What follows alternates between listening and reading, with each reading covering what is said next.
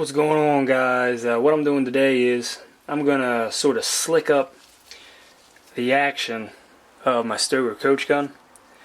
So you saw in my last video I was just shooting it for the first time. What I really need to do is I need to kind of shine up just some of these pieces that come in contact together, because it makes for sort of a rough ride.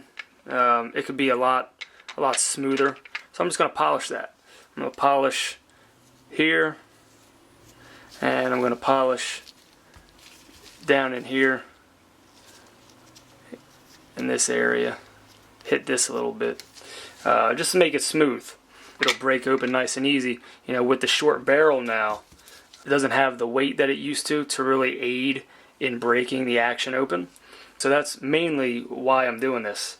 Also, what I think I might do is in here, your cocking spring, when you're gonna release this to break the action, it's really stiff. And there's a video online I was watching. Basically what they did was they just took a Dremel and cut maybe 1 or 2 coils off of this, and it really aided in making this a little looser. It's not really tight, but I mean, you really got to put a really good bit of pressure, and trying to do it with one hand, you know, with the gun in hand, I mean, it's tough. I mean, that's a lot of pressure right there, and to really not have it slickened up to break nice, it really it takes a toll. So that's what I'm doing today.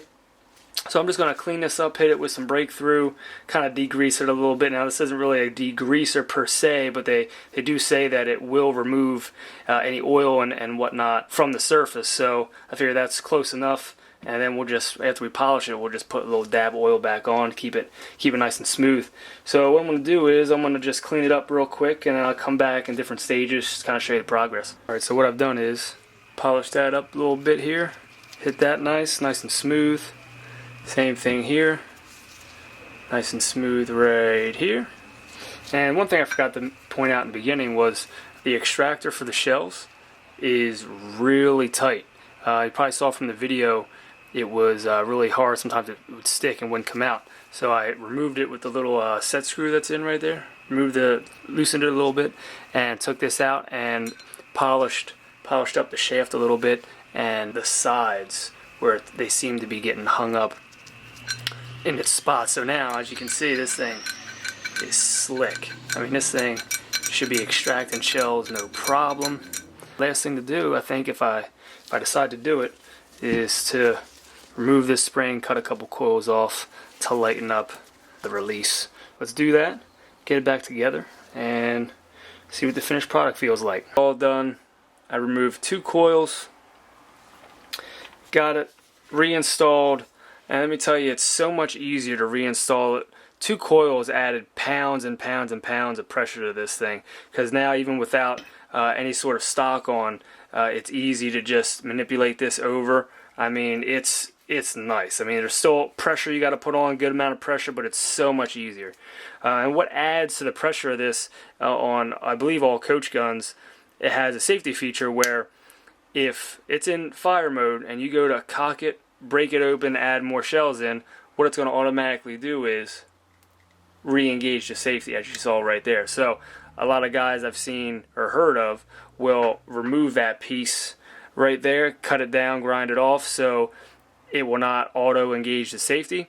But I'm not cowboy action shooting, and it's really not that big a deal to me, so I'm just going to leave it. I really don't find it to be annoying. It's just a safety feature, which I think is nice. But it's so much easier to remove and put back in now that those 2 coils are cut off. I'm just going to oil her up and put her back together and call it a day. Since it's done, man, I mean, it breaks nice and easy. And you can even just close. I mean, it's nice and smooth here.